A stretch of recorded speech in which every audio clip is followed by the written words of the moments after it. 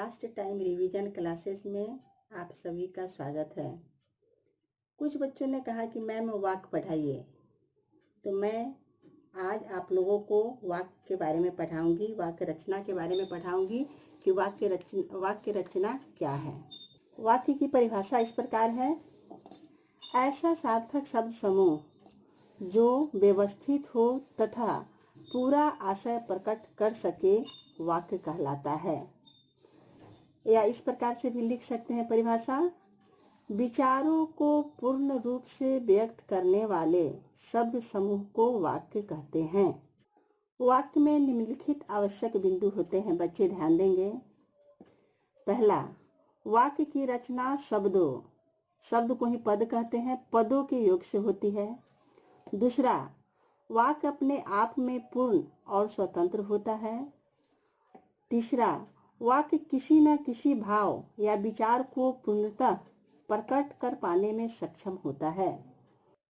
वाक्य के दो अंग होते हैं, पहला उद्देश्य और दूसरा विधेय। उद्देश्य किसे कहते हैं?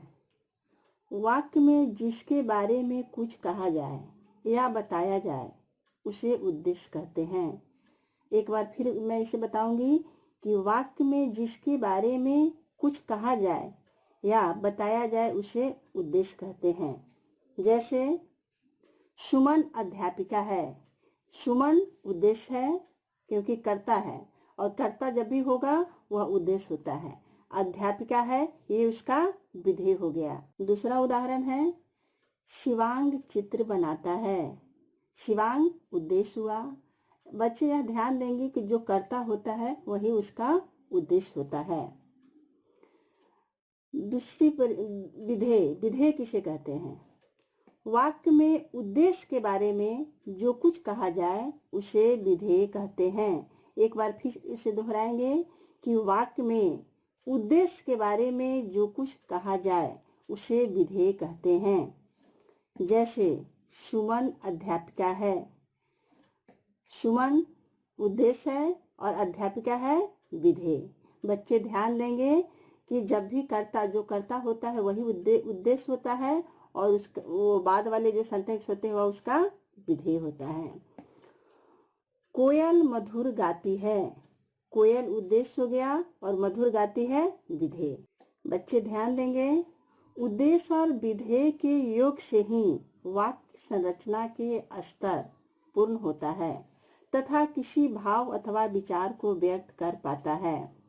यहाँ कुछ हम उदाहरण दे रहे हैं जिससे आपको पहचानने में कोई दिक्कत नहीं हो। उद्देश्य विधेय, बालक कक्षा में पढ़ रहे हैं, बालक उद्देश्य हो गया और कक्षा में पढ़ रहे हैं वो उसका विधेय। सीता किताब पढ़ रही है, सीता उद्देश्य हो गई और विधेय किताब पढ़ रही है जो कर्म कर रही है।